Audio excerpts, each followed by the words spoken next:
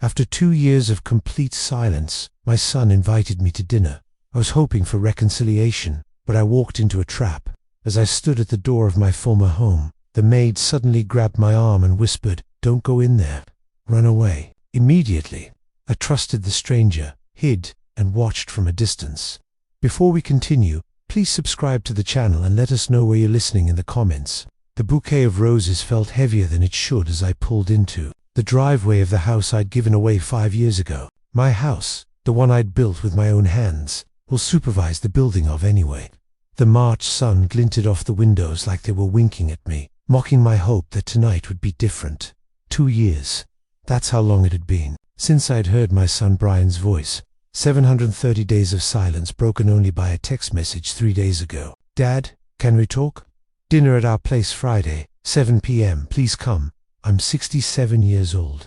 I spent 35 years as a district court judge, presiding over murderers, thieves, and liars. I've seen every manipulation tactic in the book. But when your own son reaches out after 2 years of nothing, you don't apply logic, you apply hope like an idiot." I straightened my tie, the blue one Brian had given me for my 65th birthday back when we still spoke, and walked toward the front door. The house stood there in its Memorial District glory. All brick and pristine landscaping, probably worth close to $2 million now. I'd signed it over to Brian and his wife Kimberly as a wedding gift. 5 years ago, I thought I was being generous. Now, I lived in a cramped apartment in Midtown, but that was fine. Parents sacrifice for their children, right? My finger was inches from the doorbell when the door flew open. Rosalia stood there, her brown eyes wide with something that looked like terror. She'd been our housekeeper for 20 years, stayed on after my wife passed, continued working for Brian and Kimberly. The woman knew this family better than anyone. "Mr. Carroll," she whispered, her voice shaking, her fingers wrapped around my wrist like a vice. "Don't go in there. Run. They've prepared something terrible." I stared at her. My brain tried to process her words, but they seemed to come from very far away. "Rosalia, what? Please." Her grip tightened. "Trust me, you'd have to leave now." I'd cross-examined thousands of witnesses. You learn to read people, to spot the liars from the truth-tellers. Rosalia wasn't lying. The panic in her eyes was genuine, raw, terrified. "Where?" I asked quietly. "The neighbor's bushes? Hide. Watch. You'll understand. Please, Mr. Carroll, please." Something in her voice made the decision for me. I stepped back, roses still clutched in my hand like a fool, and moved quickly across the lawn to the neighbor's tall hedges. I felt ridiculous, a former judge hiding in shrubbery like a teenager avoiding curfew. But I crouched there, my knees protesting, and watched my former home. 5 minutes. That's all it took for my world to tilt sideways. 2 police cruisers pulled up, lights flashing, but sirens silent. 4 officers emerged, hands on their belts, serious expressions locked in place. They approached the front door with the caution of people expecting trouble. The door opened. Kimberly stood there, and even from 50 yards away, I could see she'd been crying or pretending to cry. My judge's instinct kicked in automatically. Her blouse was torn at the shoulder. Mascara stirred her face. She looked like a victim. My stomach dropped like a stone in a well. One of the officers spoke to her. She gestured inside, said something I couldn't hear, then pointed in the direction I should have been, the direction I would have been if Rosalia hadn't stopped me. The pieces fell into place with sickening clarity. They weren't expecting me for dinner. They were expecting me for something else entirely. A trap, a setup. My own son had invited me here to destroy me. I watched as the officers searched the house, watched as Kimberly kept touching her torn blouse, kept shaking her head, kept playing the victim, watched as Brian appeared in the doorway, his face a perfect mask of concern and confusion. My son, the boy I'd taught to ride a bike, to tie a tie, to stand up for what's right. The boy who was currently trying to frame me for something. My hands were shaking. The roses had fallen somewhere in the bushes. I couldn't feel my legs anymore. Couldn't feel anything except the cold rage settling into my bones like ice. After 30 minutes, the police left. I stayed hidden for another 20, watching as lights turned on and off in my former home. Finally, when my knees absolutely refused to support me any longer, I crept back to my car and drove. I don't remember the drive back to my apartment. I don't remember parking or taking the elevator up to the third floor or unlocking my door. I remember sitting in the dark of my living room, a room that could fit inside the foyer of the house I'd given away, and staring at nothing. My son had tried to set me up. The words kept repeating in my mind like a broken record. My son, my own flesh and blood, the child I'd raised alone after his mother died. What had they planned? What had happened if I'd walked through that door? The torn blouse, the tears, the police already on their way. It wasn't hard to piece together. They were going to accuse me of something. Assault, maybe. Harassment. Something that would get me arrested, humiliated, destroyed. But why? I sat there in the dark and felt something inside me hardened. 35 years. As a judge teaches you patience. It teaches you that justice isn't always swift, but it's always possible. They wanted to destroy me. They'd have to do better than a torn blouse and fake tears. I was Richard Carroll. I'd spent 3.5 decades watching criminals try to outsmart the system. I knew every loophole, every precedent, every way the law could protect the innocent or punish the guilty. And my son and his wife had just made a very, very big mistake. I didn't sleep that night. I sat in my apartment single armchair and watched the city lights blink through my window, thinking about all the moments I'd missed, all the warning signs I'd ignored because I wanted to believe in my son. 5 years ago, Brian's wedding day had been the happiest day of my life since my wife's death. I'd walked him down the aisle, his mother gone. I'd filled both roles, and I'd seen nothing but joy in his eyes. Kimberly had seemed perfect, beautiful, educated, charming, a financial analyst with a sharp mind and a sharper wardrobe. I remembered the rehearsal dinner. "Dad," Brian had said, pulling me aside, "I want you to know that Kimberly and I have been talking. We want you to feel like this house is still yours. You built it with Mum. We'll never forget that." I'd gotten emotional. Embarrassing, really, for a man who prided himself on composure. "Son, this house is yours now. Build your life here. Build your family here. That's all I want." Kimberly had hugged me that night. "You're the father I never had, Richard," she'd whispered. "I promise I'll take care of Brian. We'll take care of each other." Pretty words, poison wrapped in silk. The first sign came 6 months after the wedding. Thanksgiving. I'd always hosted Thanksgiving. It was tradition, my wife's favorite holiday. But that year, Brian called to say they'd be spending it with Kimberly's family. "You understand, right? Dad, we need to split time fairly." "Fair." I'd nodded on the phone, said, "Of course, I understand." Spent the day alone with a rotisserie chicken in a terrible movie. Christmas came. "Oh, Dad, I'm so sorry. Kimberly thought I'd told you we were doing Christmas Eve at her parents' this year. We must have gotten our wires crossed." Wires crossed. Right. Then came the money requests. Small at first. "Dad, we're renovating the kitchen. Could you help out? Just 5,000. I'd helped. Of course I'd helped. "The car broke down. Need a new one. Down payment's killing us. Property taxes are higher than we thought. There's this investment opportunity." That's where it started to change. Investment opportunity. Brian had come to my apartment, my cramped, sad little apartment that made him wrinkle his nose when he walked in, and sat across from me with papers and projections and promises. "It's a sure thing, Dad. Kimberly's firm is in on it. We're talking returns that could double our money in 2 years. But we need capital. I need you to invest your pension fund." I'd looked at the papers, looked at my son, seen something in his eyes I'd never seen before. Desperation mixed with something harder. Greed, maybe, or fear. "Son, this is my retirement. Everything I have. Exactly. Don't you want it to grow? Don't you trust me?" That's when Kimberly had appeared in my doorway. I hadn't realized she'd come with him, had been waiting in the car. "Richard," she'd said, her voice honey sweet and razor sharp, "I understand you're cautious, but Brian is your son. He's asking for your help. Don't you believe in him?" I'd felt the trap closing even then, but I'd tried to sidestep gracefully. "It's not about belief. It's about being smart with money. I'd worked too hard." "You've worked too hard?" Kimberly's voice had gone cold.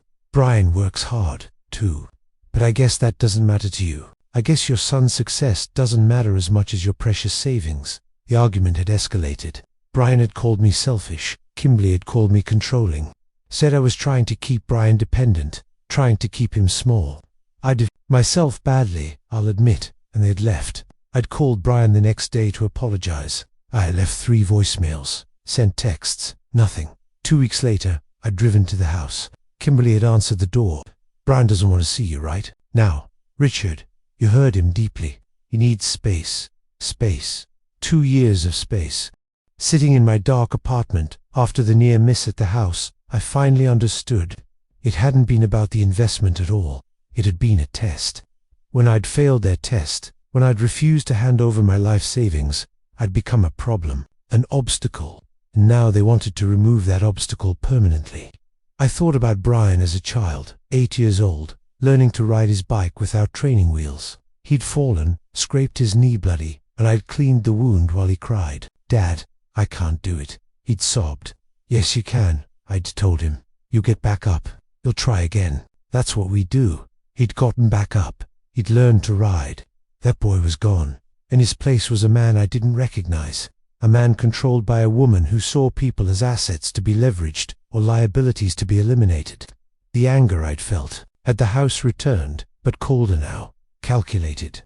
I'd spent 35 years in courtrooms watching bad people do bad things and face consequences. I knew how this worked.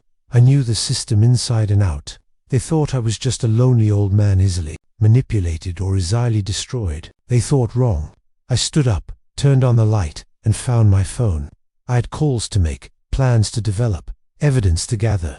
Rosalia had saved me tonight, but I needed to know what they'd planned, what they'd hoped to accomplish, and then I needed to make sure they faced every consequence the law would allow, because I was Richard Carroll, former district court judge, and I was about to teach my son a lesson he should have learned when he was 8 years old.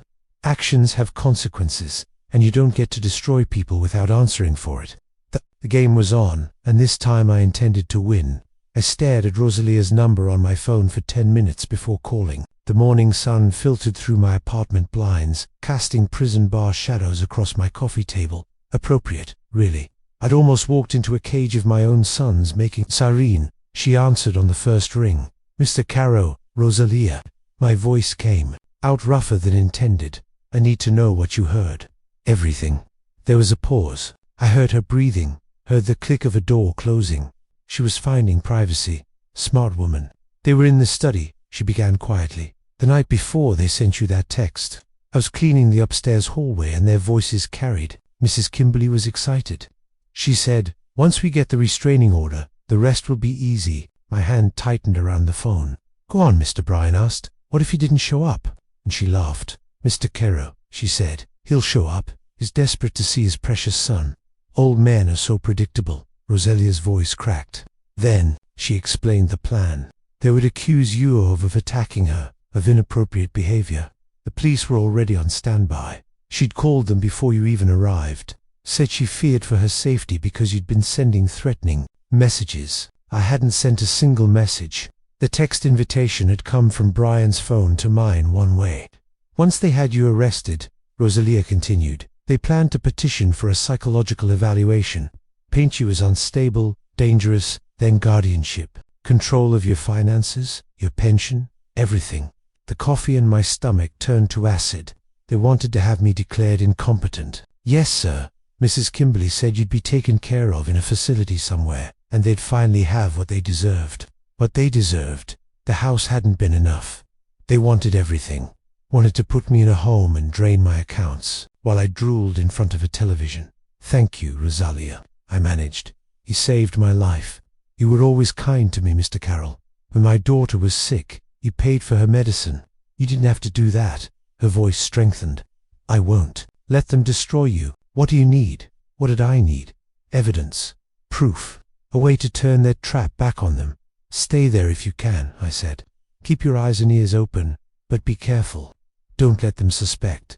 I understand." After we hung up, I sat in the silence and felt something cold and sharp crystallize in my chest. They'd been so sure of themselves, so certain I'd walk into their trap like a lamb. Time to show them what a cornered judge could do. I spent the next 3 days watching my son. Not stalking, nothing illegal, just observing from public places. A coffee shop across from his office building, a park bench near the restaurant where he had lunch, the parking lot of the gym Kimberly frequented. I felt like a detective on a stakeout, except the criminal I was tracking had once called me Daddy and cried in my arms after nightmare. Tuesday afternoon, I watched Brian meet someone at a cafe downtown. A lawyer, by the look of him, expensive suit, leather briefcase, that particular air of practiced sympathy attorneys cultivate. They sat in a corner booth, and I positioned myself near the window with a newspaper and reading glasses. Brian looked terrible. His tie was crooked, his hair He kept running his hands through it, making it worse. The lawyer spoke in low tones, sliding documents across the table. Brian's hands shook as he signed them. What were they preparing for? A restraining order application. Probably evidence of my supposed instability. Character witnesses. Perhaps people Kimberly would have coached to describe me as aggressive, unpredictable, senile. The lawyer left first. Brian stayed, staring into his coffee cup like it might contain answers. For a moment, I saw the boy he'd been uncertain, seeking guidance. Then Kimberly arrived. The transformation was instant. Brian straightened up, put on a smile that didn't reach his eyes. Kimberly slid into the booth beside him, not across from him, beside him, and placed her hand on his arm, possessive, controlling. I watched their interaction with the same attention I'd given to countless witness testimonies. Kimberly did most of the talking, her lips moving rapidly, her free hand gesturing sharply. Brian nodded. When he tried to speak, she cut him off with a touch, a look, a word I couldn't hear, but could see the effect of. He was a puppet. My son had become a marionette, and Kimberly held every string. They discussed something intently. Plan B, maybe. As Rosalia had mentioned, what happens if the father survives? I lip-read what I could. Money, lawyer, insurance, facility. Each word was a nail in the coffin they were building for me.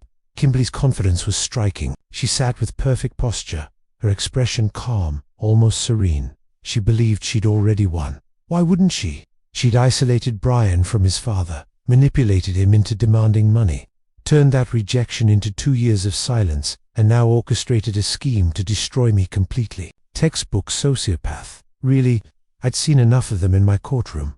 Brian, though. Brian looked haunted. His eyes darted around the cafe, never settling. His jaw was clenched so tight I could see the muscle jumping from across the room. When Kimberly touched his hand, he flinched slightly before forcing himself to relax. He was afraid, not of me, of her, or maybe of himself, of what he'd become. I felt a flash of pity quickly extinguished. He'd made his choices. He'd chosen her over me, greed over integrity, lies over truth. Whatever happened next, he'd earned it. They left together, Kimberly's hand on Brian's back, steering him like a child. I waited 5 minutes before following at a distance, watching them climb into the Mercedes I'd helped Brian buy 2 years ago. Just a small loan. Dad, I'll pay you back. He never had. That evening, I sat in my apartment and made a list. Not on paper.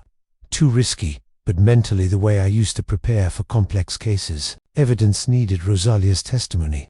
Financial records showing their debt. Documentation of the house transfer. Proof of their scheme. Recordings if possible. Legal avenues. Challenge the house gift as fraudulent conveyance.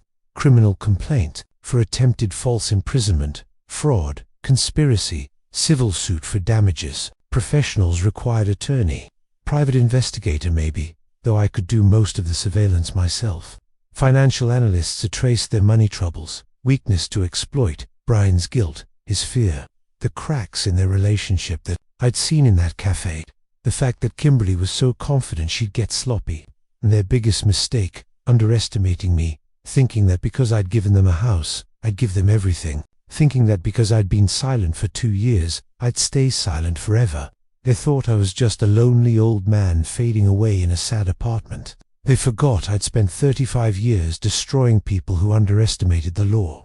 Gerald's office hadn't changed in the 15 years since I'd last been there. Same dark wood paneling, same leather chairs, same view of downtown Houston's skyline. We'd crossed paths in court dozens of times, him defending me, presiding, and we'd maintained the kind of professional respect that comes from worthy opponents. Reggie stood when his secretary showed me in, extending his hand. It's been a while. I heard you retired 3 years ago. I shook his hand and sat without preamble. Gerald, I need your help, and I need you to understand that what I'm about to tell you is both personal and urgent. His expression shifted to alert attention. I'd always appreciated his ability to focus. I laid it out cleanly, chronologically, the way I'd present evidence in court.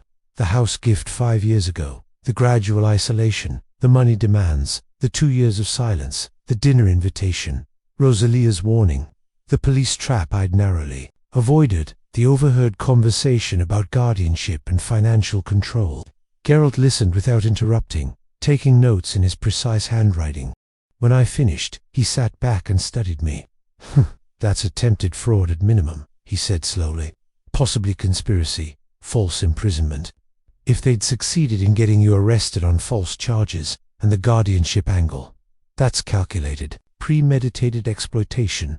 He tapped his pen against his notepad, but proving it will be challenging. I know, that's why I need your expertise. He nodded. The house gift. It's interesting. In Texas, we can challenge transfers made with fraudulent intent.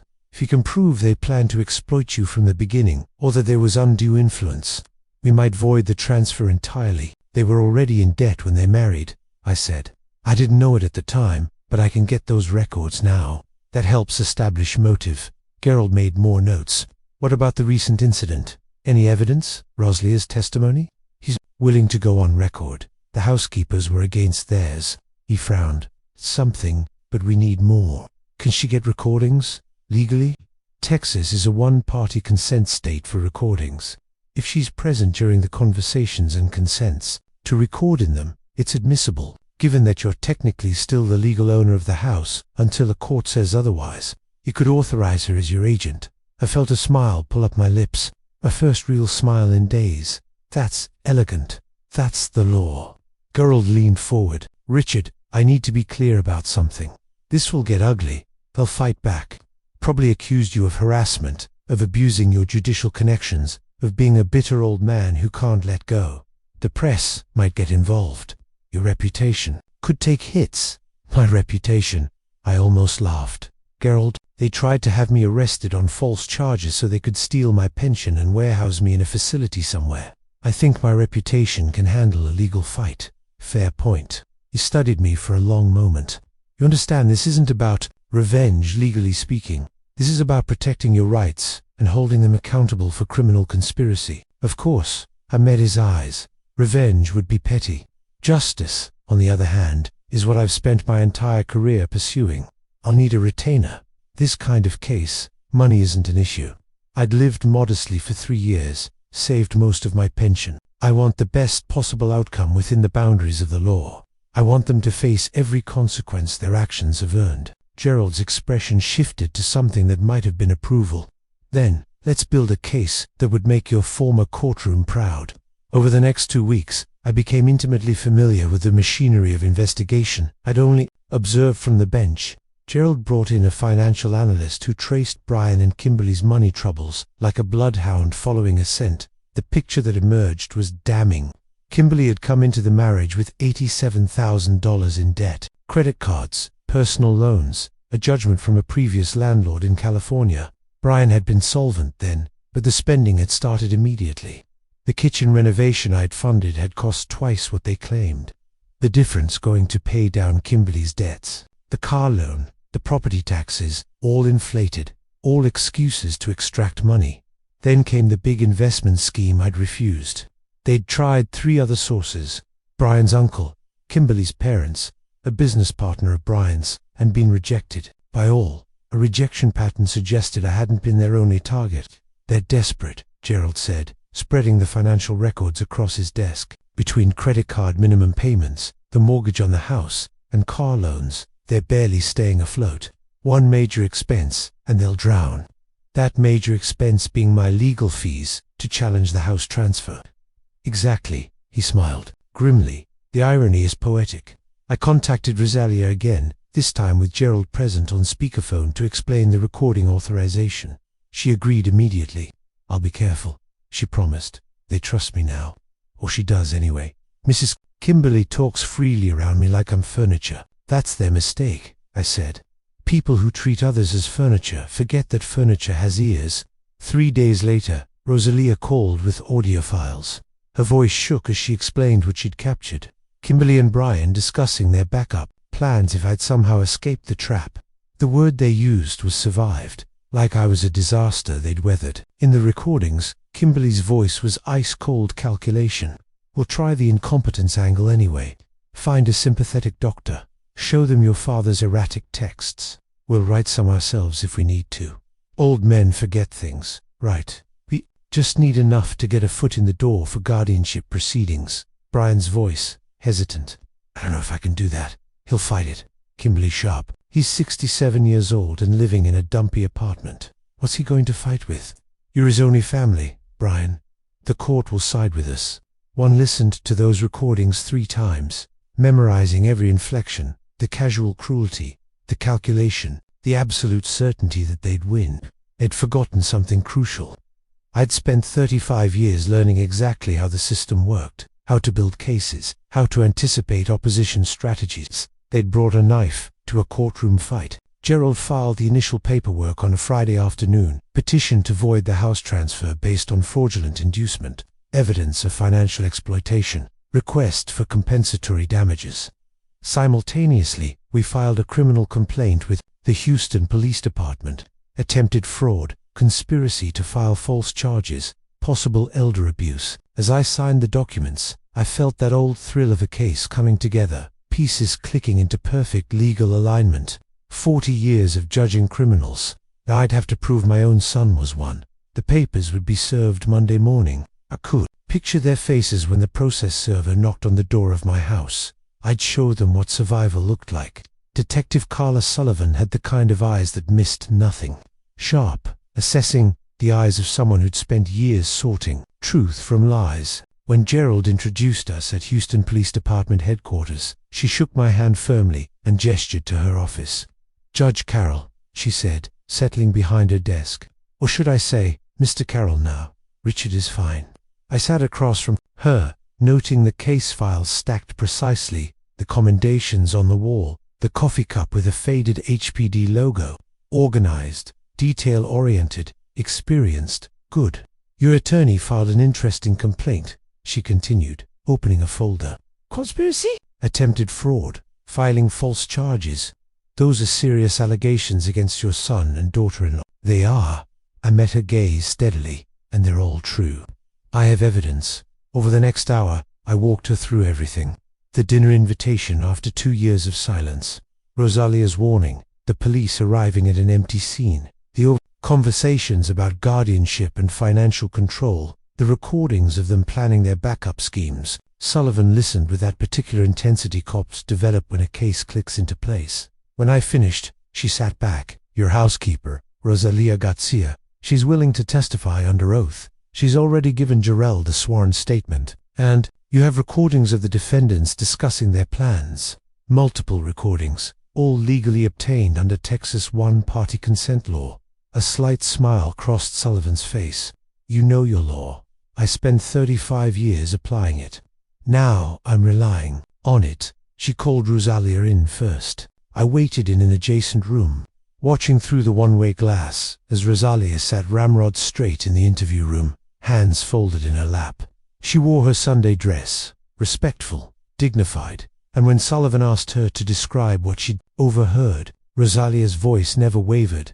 Mrs. Kimberly said they needed to get Mr. Carroll arrested so they could claim he was dangerous. Rosalia testified. She said once they had a restraining order, they could petition for guardianship. She laughed and said, "Old men are so predictable." Sullivan took notes, her expression neutral. And Mr. Brian Carroll, what was his role? He was scared, I think, but he went along with it. He said, "What if Dad doesn't show up?" And Mrs. Kimberly said, "He'll show up. He's desperate." Rosalia's voice cracked slightly. Mr. Carroll raised that boy alone after his wife died. To see him plan this, it broke my heart. After Rosalia left, Sullivan brought Brian in. I leaned forward, watching my son enter the interview room like a man walking to his execution.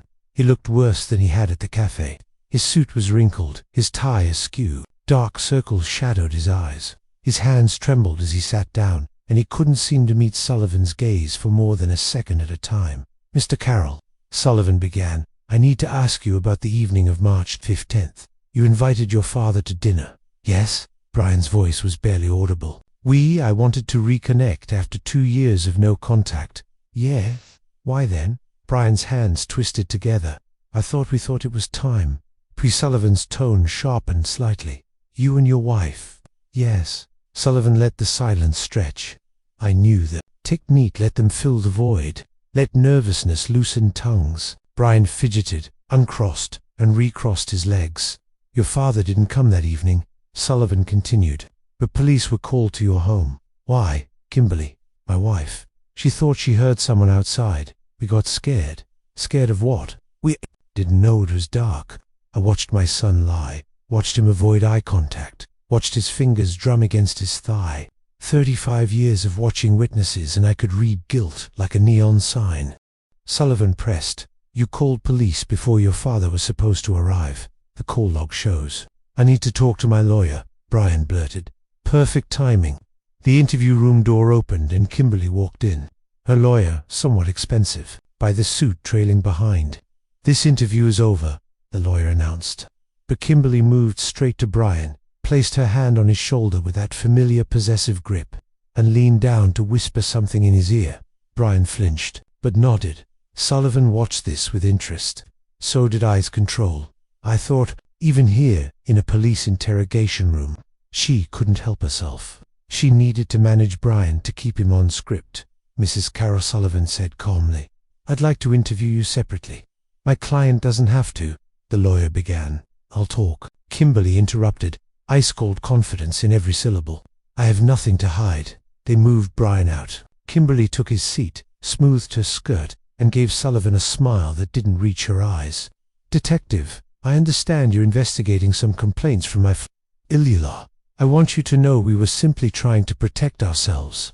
Protect yourselves from what? Richard has been unstable since his retirement, making accusations, sending disturbing messages.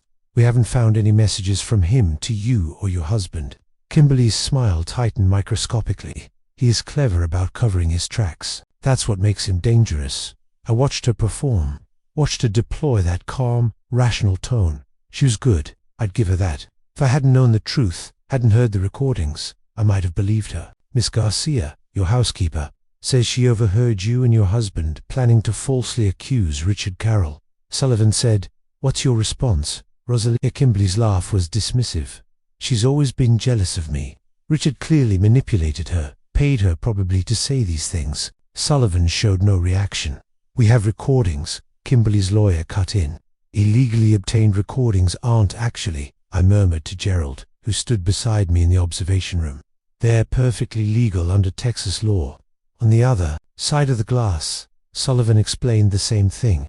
Kimberly's face went very still, though her smile remained frozen in place. I think, her lawyer said carefully, we're done here until we can review all materials. After they left, Sullivan came to find me. And that was enlightening, she said. Your son is one breath away from confessing. Your daughter Lula, though she's a predator, I finished. She believes she's smarter than everyone else. That confidence will be her downfall. The recordings help immensely. I'll forward this to the DA's office. But frankly, Mr. Carroll, she paused. This is also a civil matter. Your house, your finances, criminal charges will take time. I know, I smiled grimly. That's why I've also filed a civil suit. Multiple fronts. Detective. A way to tack on multiple fronts. Gerald and I left the police station together.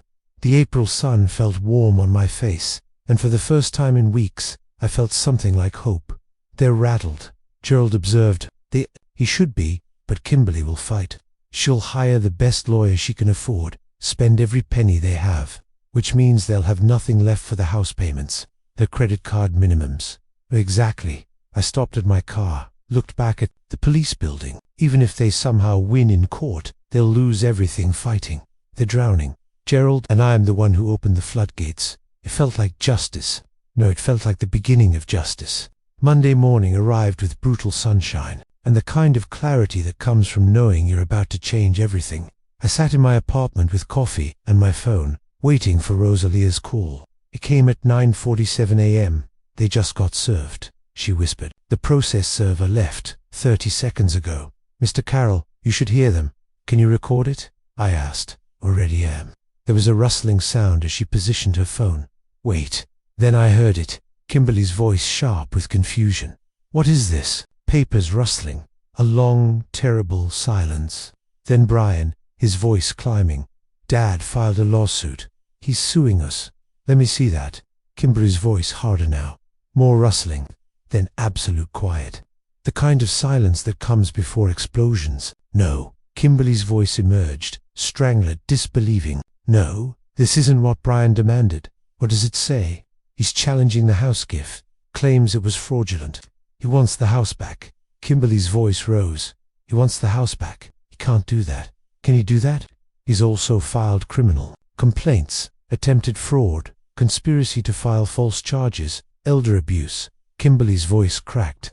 He said he wouldn't fight back. He said he was just a lonely old man who'd take whatever we gave him. I didn't think. He didn't think. Kimberly's shriek was music to my ears. He's a judge, Bright. He knows every lawyer in Houston. He knows the system inside and out.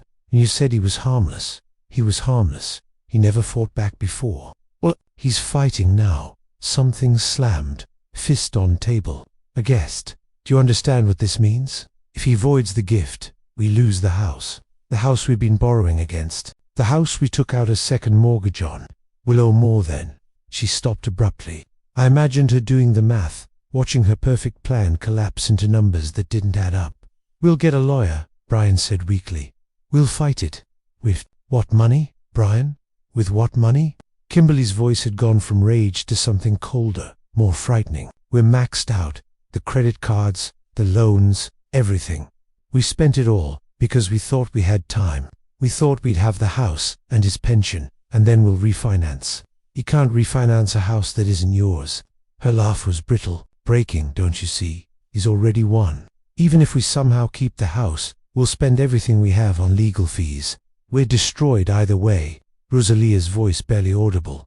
Mrs. Kimberly, can I get you anything? Get out! Kimberly screamed. I heard footsteps, a door closing. Then Rosalia's voice, clearer now. Mr. Carroll, I'm in the laundry room. They can't hear me. You did perfectly, I told her. Are you safe? Yes. Mrs. Kimberly is angry, but she won't hurt me.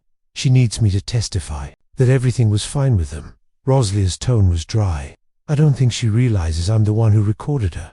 I smiled. Keep recording when you can. Stay safe. This is almost over. After we hung up, I called Gerald. How'd they take it? About as well as a house of cards takes a hurricane. Gerald's chuckle was satisfied. They'll hire someone. Probably Daniel Chun. He's expensive, but good. Handles a lot of desperate cases. Let them hire whoever they want. We have the evidence, the law, and the truth. Don't get overconfident, Richard. Chun will fight dirty. So will we. Within the law, of course. Of course. For that afternoon, I treated myself to a drive past the house. My house. I was already thinking of it that way again. The Mercedes sat in the driveway, Brian visible through the front window, pacing back and forth with his phone pressed to his ear, probably calling every lawyer in Houston, getting quotes he couldn't afford. It didn't stop, just drove past, slowly, like a neighbor taking an afternoon drive, and savored the image of panic I'd created. 2 days later, Gerald called with news. They hired Chun, as predicted, paid him a $30,000 retainer, probably their last savings. He's already filed a response claiming undue influence. Elder abuse claims are baseless, and you're engaging in harassment. Standard defense tactics. He's also filed a motion to dismiss the criminal complaints, claiming false statements and a countersuit for emotional distress. I'd expected this. When you corner predators, they bite back. What's our response? We filed the financial records showing their debt, the recordings showing premeditation, and Rosalia's sworn testimony. I'm also requesting expedited hearing given the property dispute. Perfect. A week later, Rosalia called again. They're fighting every day, every night. Mrs. Kimberly blames Mr. Brian for everything. She says he ruined her life, that she should have married someone smarter. He just sits there and takes it. Is he still going along with their defense? I think so. But Mr. Carroll, he looks awful, like he hasn't slept in days. He keeps staring at old photos of you two from when he was a boy. I found him crying in the study yesterday. Something tightened in my chest. I ignored it. What about Kimberly? Cold, calculating. She's planning something. I can tell she keeps making phone calls in private, talking to their lawyer constantly. Keep me informed. But Rosalia's observation nagged at me. Brian crying over old photos. part of me, a very small, very foolish part, wanted to call him, to offer some way out of the mess he'd created. Then I remembered watching from the bushes as police arrived to arrest me for crimes I hadn't committed. Remembered Kimberly's torn blouse, her fake tears. Remembered the recordings of them planning to have me declared incompetent and locked away. No, Brian had made his choice. Now he'd live with the consequences. I sat in my apartment that evening, with a glass of scotch, my one vice, and thought about watching their perfect plan crumble. Kimberly's face going pale as she read the lawsuit, her voice cracking as she realized they'd underestimated me. Brian's hands trembling as he understood his father wasn't the weak old man he'd believed. It was better than any verdict I'd ever delivered from the bench. Almost as satisfying as the trial would be, because that's where the real show would happen in court. Under oath, with every lie exposed to harsh legal light. I raised my glass to the empty room. To justice, I murmured, and to teaching my son a lesson he should have learned long ago. The scotch burned going down, but the satisfaction burned brighter. The Harris County Courthouse felt like home. I'd walked these halls for 35 years, presided over cases in courtrooms just like the one I sat in now, except this time I wasn't wearing robes. I was wearing my best suit and sitting at the plaintiff's table, about to testify about the night my own son tried to destroy me. Judge Patricia Whitmore presided, not a friend, but a colleague I'd respected during my tenure. She was fair, meticulous, and wouldn't give me any special treatment. Good, I didn't need favors, I needed justice. Gerald rose for my direct examination. Mr. Carroll, please describe the events of March 15th. I took a breath and began. I received a text message from my son Brian, after 2 years of silence. He invited me to dinner at 7 p.m. He said we needed to talk. I paused, letting that sink in. I was hopeful. I thought perhaps we could reconcile. What happened when you arrived? I never made it inside. Rosalia Garcia, who had worked for our family for 20 years, intercepted me at the door. She was terrified. She grabbed my arm and said, "Don't go in there. Run. They prepared something terrible." Across the aisle, Kimberly sat rigid, her face a mass. Brian stared at his hands. I trusted her, I continued. I hid in the neighbor's bushes and watched. 5 minutes later, 2 police cars arrived. I saw my daughter-in-law meet the officers with tears on her face and her blouse torn at the shoulder. The courtroom was absolutely silent. Judge Whitmore leaned forward slightly. I realized then what the dinner invitation really was. It wasn't about reconciliation. It was a trap. They intended to have me arrested on false charges, frame me as violent or unstable, and use that to petition for guardianship over me. They wanted control of my finances, my pension, my life. Gerald nodded. That's a serious allegation. Do you have evidence? Would you honor? Daniel Chun, their attorney, jumped up. Objection. The witness is speculating about intent. Your Honor, Gerald interrupted smoothly. We have recordings that will demonstrate intent quite clearly. May we proceed? Whitmore gestured. Proceed. Gerald played the first recording, Rosalia's voice, clear and steady, providing context. This was recorded in the study on March 14th, the night before Mr. Carroll was invited to dinner. Then Kimberly's voice filled the courtroom, cold and calculating. Once we get the restraining order, the rest will be easy. Brian, stop worrying. Your father is predictable. He's desperate to see his precious son. Old men are so easy to manipulate. I watched Brian's face turn the color of old newspaper, gray, lifeless, defeated. Kimberly's recorded voice continued. We'll tell the police he attacked me. I'll have the torn blouse, the tears. You just have to look scared and back up my story. Once he's arrested, we file for emergency guardianship. Claim he's mentally unstable, a danger to himself and others. Brian's voice on the recording hesitant. What if he doesn't show up? Kimberly impatient. He'll show up. I already called the police and told him to be on standby. Said I feared for my safety because of his threatening messages. The courtroom erupted in whispers. Judge Whitmore's gavel came down sharply. Ordered Gerald stop the recording. Mr. Carroll never sent any threatening messages. Did he? No. The text invitation was the only communication in 2 years. One message from his phone to mine. Chun stood. Again, Your Honor, the defense questions the authenticity and legality of these recordings. They were legally obtained under Texas one-party consent law. Gerald cut in. Ms. Garcia had authorization from Mr. Carroll, who is the legal owner of the property where the recordings were made. We have documentation. Chun's jaw tightened. He knew he was losing. Gerald played another clip. This one shorter. Kimberly's voice. When the police arrive and he's not there, we'll say he fled after attacking me. It adds credibility. Then we move forward with the guardianship petition. Once we have control of his accounts, we can finally live the way we deserve, the way they deserved on my pension in my house, while I rotted in some facility. I looked directly at Brian and Kimberly. Brian couldn't meet my eyes. His hands trembled visibly, clenched together on the table.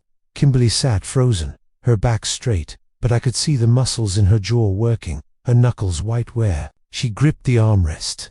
"So, there was your dinner," I said quietly, my voice carrying in the silent courtroom. The menu featured my freedom, my dignity, and my life savings. Fortunately, the maitre warned me before I could be seated. A few people in the gallery actually laughed before catching themselves. Even Judge Whitmore's lips twitched. Kuhn tried damage control on cross-examination. "Mr. Caro, isn't it true you have a contentious relationship with your son?" "We had years of no relationship. I don't think that qualifies as contentious. You refused to invest in his business ventures. You were controlling, withholding financial support. I declined to hand over my entire pension fund to an investment scheme I couldn't verify. That's called being prudent, not controlling. You're using your connections in the legal system to wage a vendetta.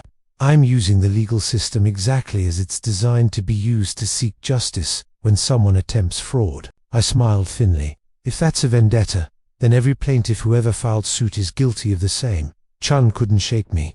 35 years of courtroom experience meant I knew every trick, every trap, every way a lawyer might try to discredit testimony. When I stepped down, Gerald called Rosalia. She testified clearly, calmly, about overhearing their plans, about warning me about recording subsequent conversations on my authorization. Chun attacked her credibility, jealousy of Kimberly, financial incentive to help me, but Rosalia held firm. "I worked for the Caro family for 20 years, she said quietly. "I watched Mr. Carroll raise Brian alone after his wife died. I watched him sacrifice everything for that boy. When I heard them planning to destroy him, I couldn't stay silent. Some things matter more than a paycheck." By the time Judge Whitmore adjourned for lunch, the damage was done. I could see it in Chun's posture, in the way Brian and Kimberly wouldn't look at each other. "We're winning," Gerald murmured as we left. "We haven't won yet," I replied, but I couldn't help smiling. The afternoon session brought financial experts who testified about Brian and Kimberly's debt, their borrowing patterns, their desperation. Judge Whitmore took notes, asked pointed questions, and finally announced she'd order a forensic financial examination and reconvened in 30 days. As we filed out, I caught Kimberly's eye. For just a moment, her mask slipped. I saw fear there, raw and undeniable. Good now, she knew how it felt. They came out swinging. I had to admire the strategy even as I hated the tactics. 3 days after the hearing, Gerald called. They filed a countersuit. Emotional distress, harassment, abusive legal process. "They're claiming you're weaponizing the court system to punish Brian for growing independent. That's absurd. It's also strategic. They're trying to muddy the waters, make you look vindictive. Chun knows he's losing the main case, so he's creating chaos." The local news picked it up that evening. I watched from my apartment as Kimberly stood on the courthouse steps in a demure dress, her expression sorrowful. "I'm heartbroken," she told the reporter, dabbing at her eyes. "Richard Carroll can't accept that his son is an adult with his own life. This lawsuit, these accusations, it's revenge because Brian wouldn't hand over his entire future to be controlled by his father." The reporter, young and earnest, ate it up. "Some are calling Mr. Carroll a bitter old judge, abusing his connections." I turned off the TV. Bitter old judge. Right. My phone rang. "Don't worry about it," Gerald said. "Public opinion doesn't matter in court. The evidence does." But it still stung.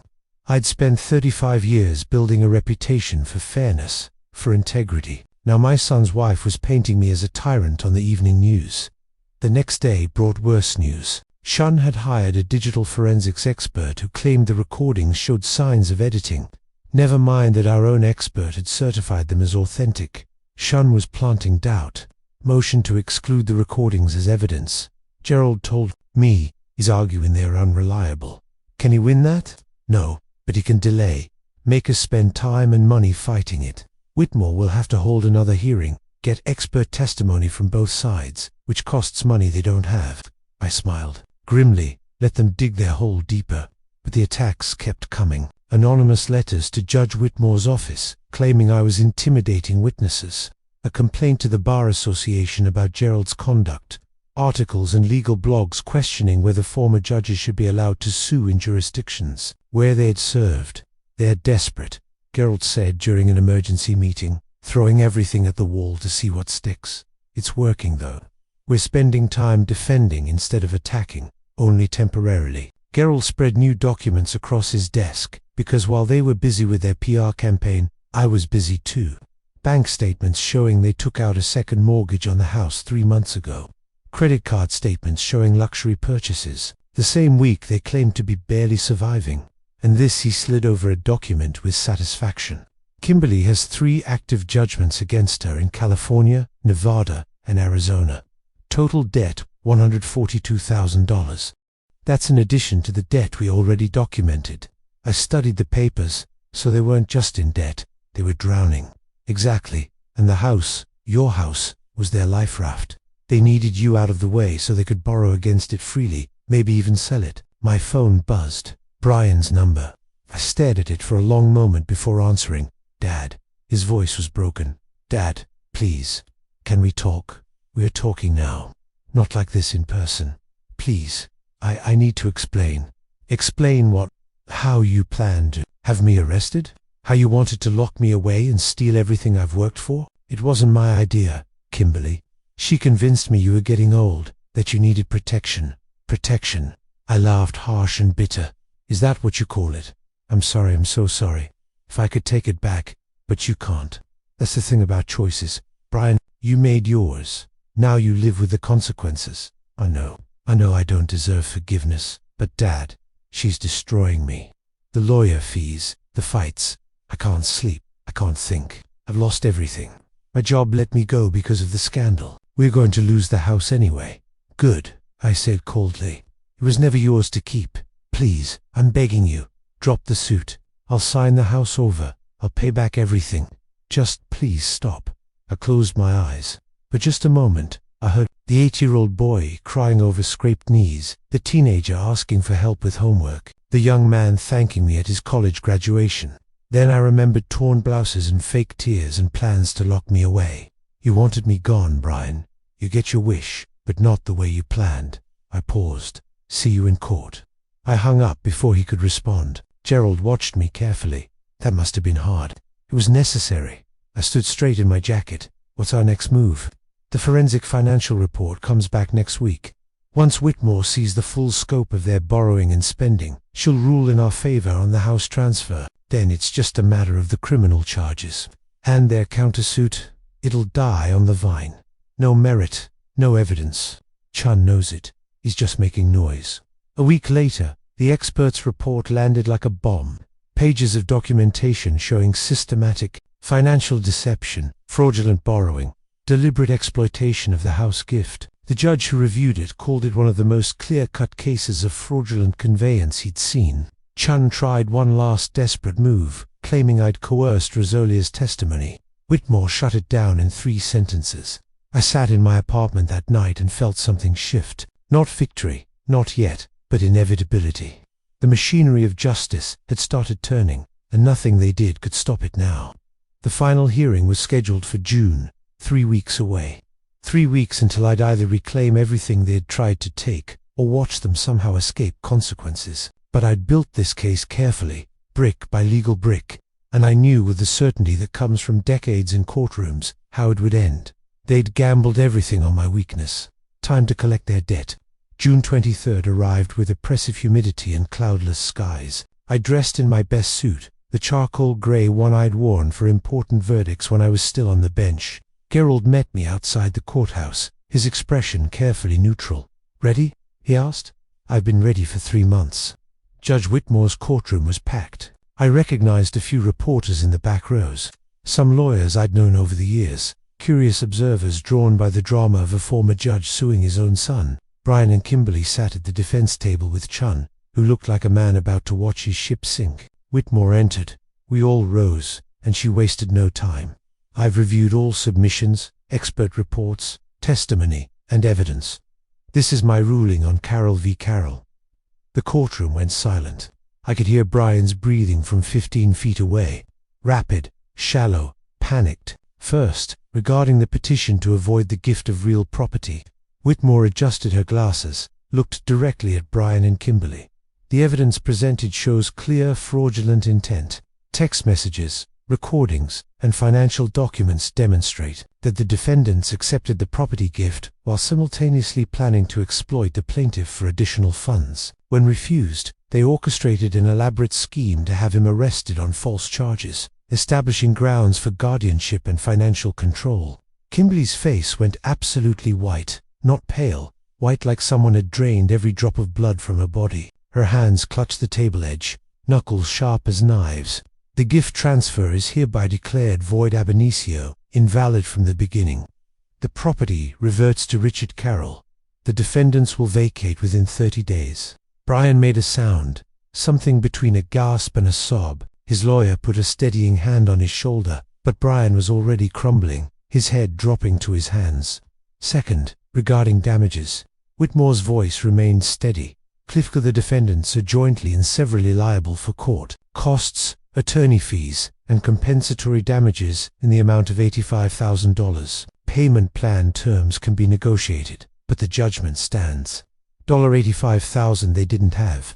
I watched Kimberly's throat work, watched her try to swallow, try to speak, try to maintain that icy composure, but her hands betrayed her, trembling so badly she had to press them flat against the table to hide it. Finally, Whitmore continued, I'm referring this matter to the District Attorney's Office for criminal investigation. The evidence of conspiracy and attempted fraud is substantial and warrants prosecution.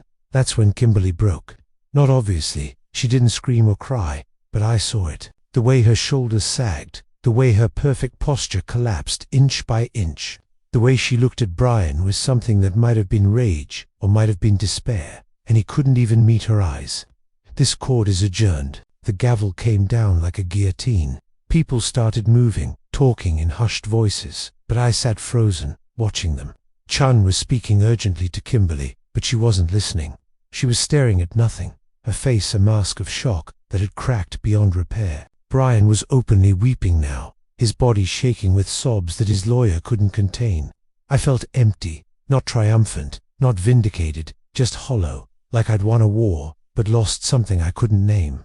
3 weeks later, the DA called. We've reached plea agreements with both defendants. She told me, Mrs. Carroll gets 2 years probation, 200 hours community service, and a no-contact order. Your son gets 1 year probation and mandatory counseling. They both agreed rather than risk trial. Cliff, I said, though I wasn't sure I meant it. The day they signed the plea agreements, I watched from the courthouse hallway. Kimberly signed with a pen that shook in her hand, her lawyer guiding her through each line. Her spine was straight. She'd regained that much. But her hands told the real story. When she finished, she walked out without looking at anyone, her heels clicking on marble like gunshots. Brian took longer. He sat staring at the papers, pen hovering, while his lawyer whispered urgently. Finally, he signed. As he stood to leave, he saw me. Our eyes met across the hallway. His were red-rimmed, devastated, pleading. He took a step toward me. Dad, he croaked. Dad, I don't. The word came out harder than I intended. I looked at my son, really looked at him, saw the boy he'd been, the man he'd become, the choices that led here. You chose this, Brian. You chose her, chose the lies, chose to destroy me rather than be honest. This is what choosing wrong looks like. I'm sorry. I'm so sorry. Sorry doesn't fix it. I turned away, started walking. He wanted me gone. Now you got your wish. Live with it, please. His voice cracked. Please, Dad, don't. But I kept walking down the hall, through the doors, into sunlight that felt too bright. Behind me, I heard him break down completely.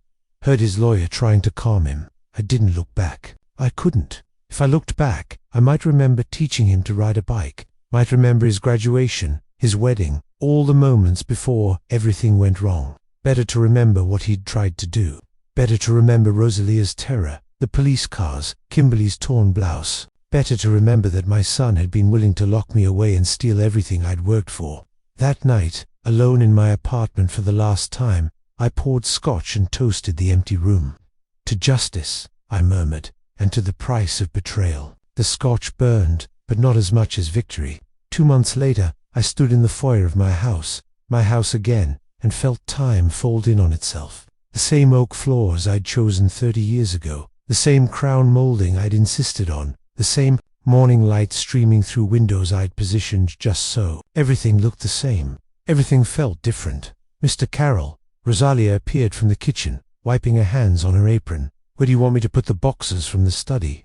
"Leave 'em for now. We'll sort through later." I smiled at her. "And Rosalia, it's just Richard. We've been through too much for formalities." She smiled back, the kind of smile that carried years of shared history. I'd hired her full-time at twice what Kimberly had paid her. Fair wages for extraordinary loyalty. The moving had taken 3 days. Brian and Kimberly had cleared out in 2 weeks instead of 30, taking only what was legally theirs, which wasn't much. The furniture I'd given them as wedding gifts stayed. The Mercedes they'd borrowed against repossessed. The life they'd built on fraud and borrowed time demolished. I settled into my old armchair on the back porch, coffee in hand, and surveyed the garden that had gone slightly wild in my absence. It would take work to restore, but I had time. Time and peace and possession of everything they tried to steal. Rosalia brought mail. "This came yesterday. I wasn't sure if you wanted to see it." Brian's handwriting. I recognized it immediately, even though it had been years since I'd seen it. The envelope sat heavy in my hand. I opened it slowly. "Dad," it began. "No, dear. No preamble. Just the word that felt both intimate and distant. I know I don't deserve forgiveness. I know what I did was unforgivable. But I need you to know you were right about everything. About Kimberly, about the money, about the choices I made. I was weak and stupid and let myself be manipulated because it was easier than standing up for what was right. Kimberly and I are divorcing. She blames me for losing everything. Says I ruined her life by not being smart enough to outsmart my own father. I don't even argue anymore. She's probably right. I'm working 2 jobs now, trying to pay off the judgment and the debts we accumulated. Living in a studio apartment in Plant. It's not much, but it's honest. For the first time in 5 years, I'm living honestly. I think about you every day. About the man you were, the father you were, about how badly I betrayed all of it. I don't ask for forgiveness because I don't deserve it. I just wanted you to know that I understand now what I threw away. I'm sorry, Dad, for everything. Brian. I read it twice, then folded it carefully and slipped it back into the envelope. Walked inside to my study restored, and mine, and placed the letter in the top drawer of my desk. Maybe someday I'd answer it. Maybe someday the wound would scar over enough to allow reconciliation, but not today. Today I had a house to reclaim, a garden to restore, a life to rebuild from the ruins of betrayal. The doorbell rang. Rosalia answered, and I heard familiar voices. Colleagues from my court days dropping by to welcome me home. We spent the afternoon on the porch drinking coffee and swapping stories. And for the first time in 5 years, I felt like myself again. As the sun set over the garden I had planted decades ago, I stood alone on the porch and thought about dinners that never happened. About invitations that were traps. About sons who chose wrong and fathers who chose justice. They'd wanted a dinner, wanted me seated at a table of their design, consuming whatever poison they'd prepared. Instead, they'd gotten a 5-course meal of consequences, appetizer of legal action, entree of financial ruin, side dish of criminal charges, dessert of public humiliation, and an after-dinner mint of permanent separation. Not the menu they'd planned, but exactly what they'd earned. I raised my coffee cup to the empty air. "To survival," I murmured, "and to teaching old sons new lessons." Somewhere in Planned, Brian was probably finishing his second shift, exhausted and alone. Somewhere out of state, Kimberly was probably scheming her next target, learning nothing. And here, in my house, on my porch, in my life, I was finally completely free. The evening air was sweet. The house stood solid. Justice had been served, and I had all the time in the world to enjoy it. I took a sip of coffee and smiled. Not a bitter smile, not a triumphant smile, just the quiet satisfaction of a man who'd fought for what was his, and won. The house lights glowed warm behind me. Rosalia hummed in the kitchen. The garden waited for morning and the work of restoration, and I was home. Finally, truly home. If you like this story, please like this video, subscribe to the channel, and share your impressions of this story in the comments. To listen to the next story, click on the box on the left. Thank you for watching.